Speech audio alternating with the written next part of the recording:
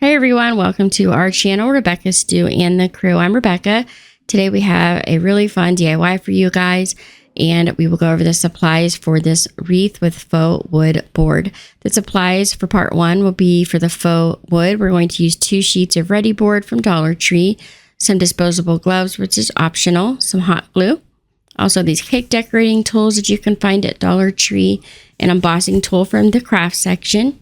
We're going to use a ruler or a yardstick and a pen or a pencil. We'll need some thumbtacks. I use 10. Also a pair of scissors, some razor blades or something sharp to cut with, sandpaper or a nail file, disposable Dollar Tree bath sponge, and the paintbrush.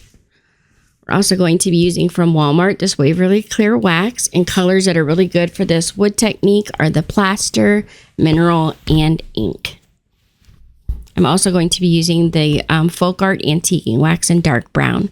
So let's get crafty. So the first thing we're going to do is take that straight edge and take our foam board, turn it sideways so it looks like a rectangle, and we're going to mark every 3 inches to create our boards. Now, if you use the Dollar Tree size foam board, this will work out perfectly if you use the 3-inch guide.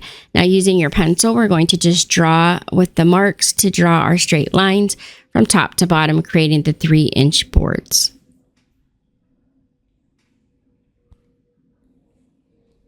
And we'll work all the way across the foam board.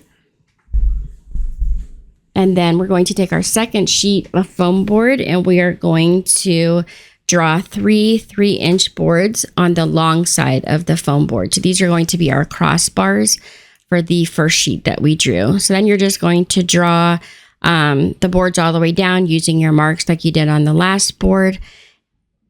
And then we will cut these. So we're just going to use the razor blade and the straight edge, and we're going to cut the boards apart using the razor blade. Now these boards we are going to cut all the way through. So I just cut on the front as far as I can without going all the way through. And then I fold the cut backwards.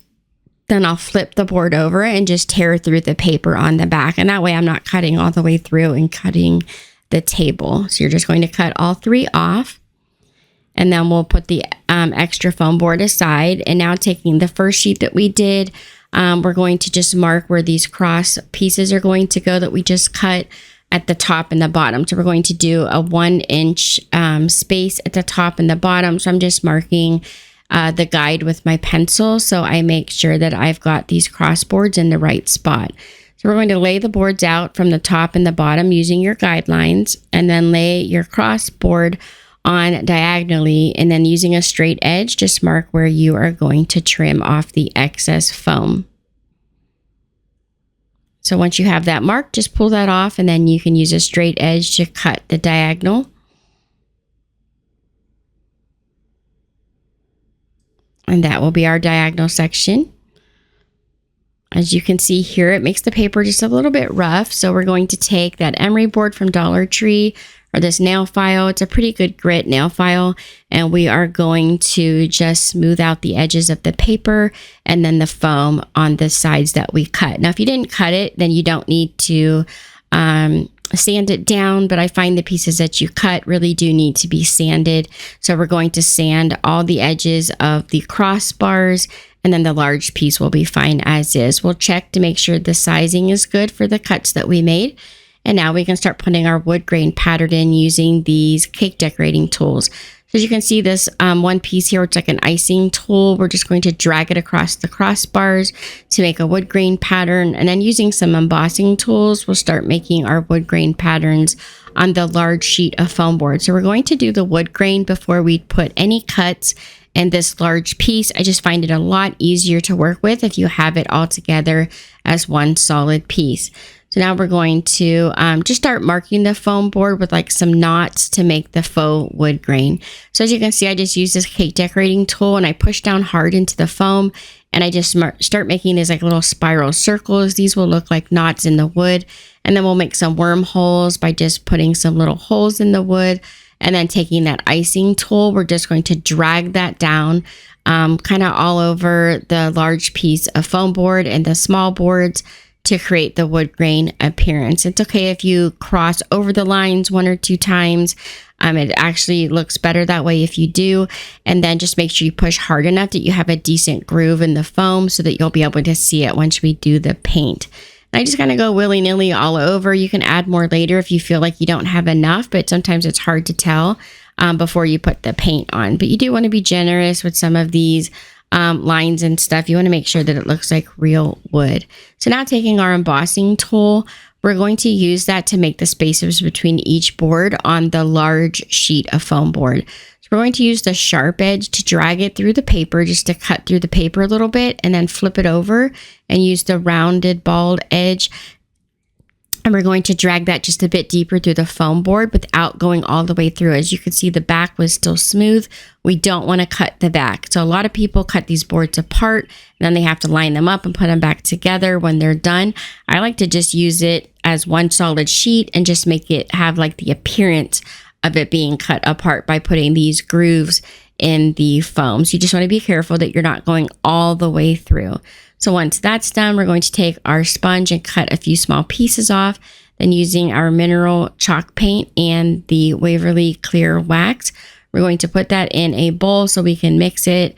And we are going to use more wax than paint, if that makes sense. We're just going to dip into the paint a little bit with that sponge and then take a decent amount of wax and just start rubbing it on the large piece of foam board and really kind of push down in those knot holes and the grooves to make sure that you get the paint down inside there. And all you're going to do is take this brush and you're going to, or the sponge here, and you're just going to brush up and down, applying that paint. This is the base color to the foam board. We'll do this on the large piece and then the 3 boards that we're using as our cross section. So it's really easy. There's no special paint technique here. We've already done all the special painting by putting the grooves into the foam board. So as you can see, we're just applying this base color. If it feels like it's not spreading easily, then you'll just want to add a little bit more of the wax. Just completely cover your foam board. Try to keep the color as even as possible for the bottom layer. And once we've got that first layer done, we're going to take some antiquing wax and a little bit of the clear wax, and we're going to add a thin layer of the dark brown to the top of that base color. And as you can see, you're starting to see the wood grain and those knot holes. And then we're going to use a new sponge to dip into a small amount of the black paint and the clear wax. And then we're going to dab that into the grooves and the knots and the little wormholes and really dab it down in there so you get down into the grooves. And this is going to create a really pretty effect when we're done here. So don't worry if it looks kind of like a big glob of paint right now. We're going to actually fix that in just a minute. Just keep dabbing that dark color down with the clear wax into those spaces. And as you can see, you can start seeing the knots show up. And then we really want to make sure we're getting in between each board to make it look like it's got that shiplap appearance. So right now it looks kind of a little bit like globbed on. It doesn't look all that great, but it will when we're done, I promise. So as long as you've got that clear wax, it will help spread the paint. So just go ahead and get that color with the wax down into those pieces, and then we'll smooth it all out when we're finished.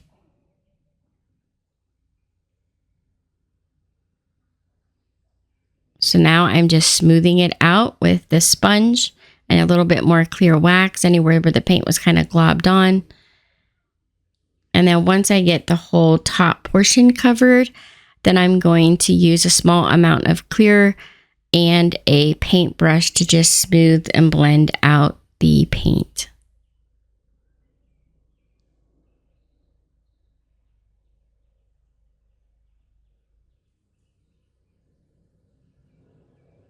And now here comes that paintbrush, and I just dipped it in the clear wax, and I'm just brushing it over top to smooth out any harsh lines. So now we're going to paint your crossbars using the same step. I'm doing the base coat first. Make sure you do your edges as well on the large sheet, as well as these crossbars. Make sure you do the edges. You want to make sure those are painted. So I'm just doing the base coat with the mineral and the clear wax first and a sponge. I do all 3 with the edges.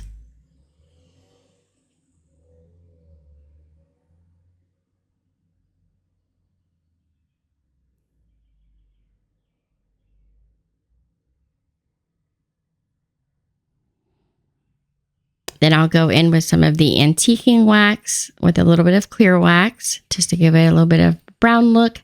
I dab in the darker black paint with the wax, and then I go back over it one more time with the paintbrush and some clear wax. If it ever looks too thick, just take a paint, like a paper towel, and wipe it off, and you can start over. So let that dry for about 15 minutes, and then we can glue it together. If you need to, before gluing the pieces down, make small guide marks with your pencil to help get the boards straight. So that's what I'm doing here. I just laid the boards down now that the boards have dried, and I'm just marking with my pencil where they should sit, just very lightly, so I'll be able to glue it down even. Now you're going to glue the top and bottom boards down first, and then add that cross board in the middle. It's just a lot easier to get it straight if you do it this way. And I still recommend marking where that center board goes to make sure that you have it even and not too far over to one side. So all three of the boards are on, and now we're going to add those thumbtacks to look like nails. So all we're going to do is add a little dot of hot glue, and you only want to do this where you've got two pieces of foam board together so that the tack doesn't go all the way through your foam and have a sharp edge on the back. But look how good that wood grain just kind of pops. And you guys saw the whole technique. It's literally just layering different colors of paint. And if you've got that clear wax, you cannot mess it up. So this is the whole faux wood board. And now we're going to do the part two, the supplies. They have these wood cutout words from Dollar Tree. They're the Crafter Square brand. I chose to use the one that says blessed. We're going to use some white paint, also a paintbrush, and then we'll use this Dollar Tree wreath. Also some floral stems and leaves.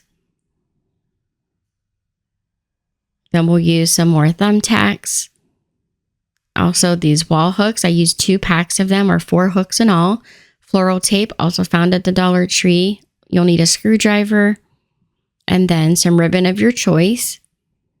I'm going to use a little bit of floral wire and some twine. And then you'll need hot glue, your scissors. So let's get crafty. So for part 2, first thing we're going to do is paint the word blessed. I'm going to paint mine white. You can leave it the natural wood if you like it that way. It's really just personal preference. I wanted mine to be white, so I went ahead and painted that. And then I can set that aside while I work on putting my wreath together. If you decide to paint it white, you could also put a little bit of antiquing wax on it to give it an aged look, but I just decided to leave mine solid white. While that's drying, I'm going to use some floral tape to connect the stems. So I just have this kind of looks like baby's breath and then some lamb's ear. I'm taking that floral tape and just taping the 2 pieces together. So that's our first side. Then I'll do the exact same for the second side.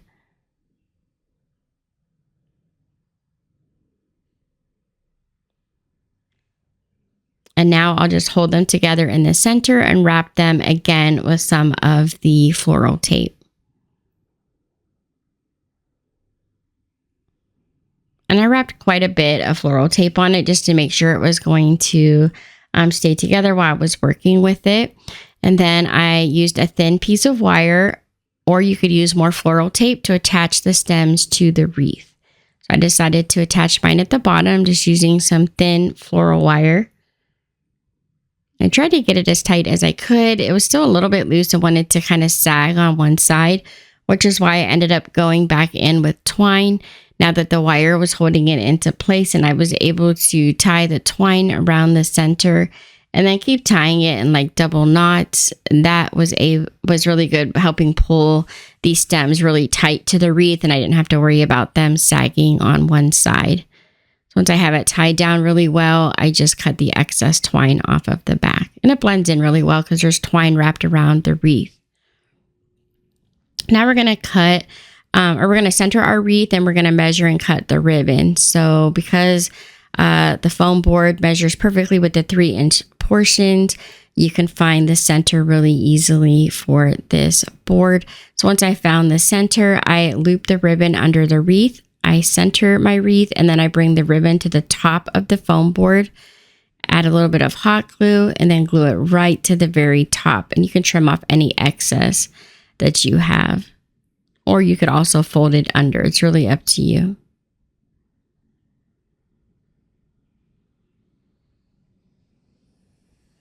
Now we're going to lift the ribbon and add a small dot of glue on both sides. And we're going to use a thumbtack to help support the weight of the wreath.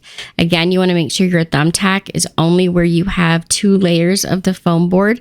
So I'm putting it down where the crossbar goes. And that way the thumbtack doesn't come through the back.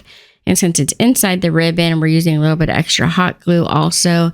It's holding it all together and you can't see that extra support. Then I decided to take the word bless and I'm going to glue it right to the center of the wreath where the stems are at. I just attached this with some hot glue.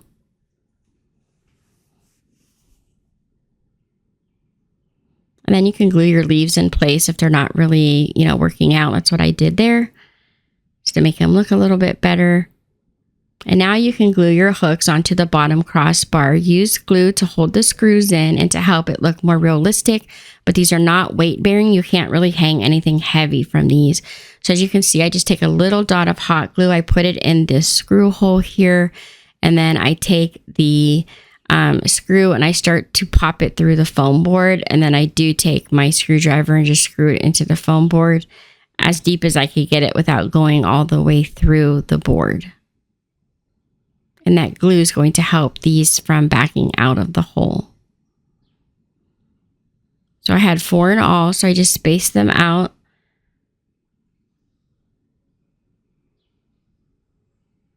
And as you can see, it's on there pretty sturdy. You just don't want to hang anything heavy from it. So that I did 4 all together. So I put glue on the back and then I just glue it down. And once the glue dries, I put the glue in the holes where the screws go, and then I put this screw in.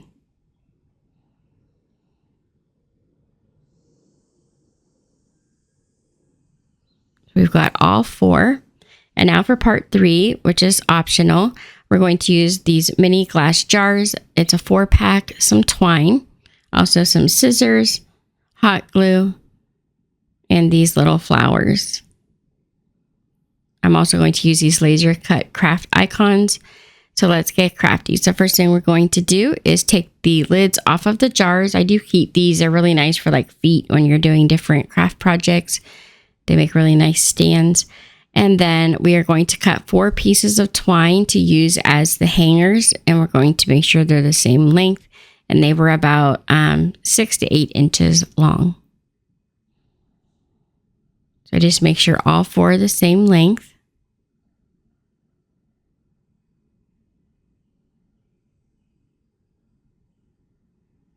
And now we're going to take our jar, and this is what it's going to look like when we're done.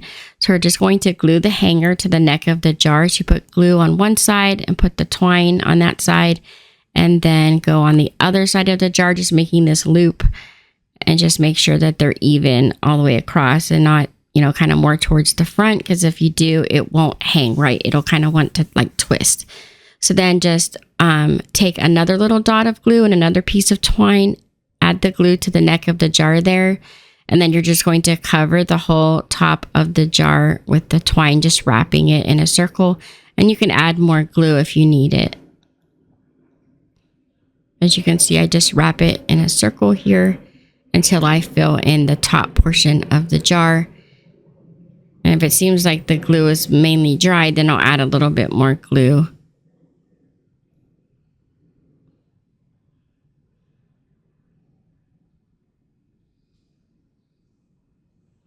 And that's what our jar looks like. Then we're going to cut floral stems to fit into the jars. And I just did 2 small pieces for each one.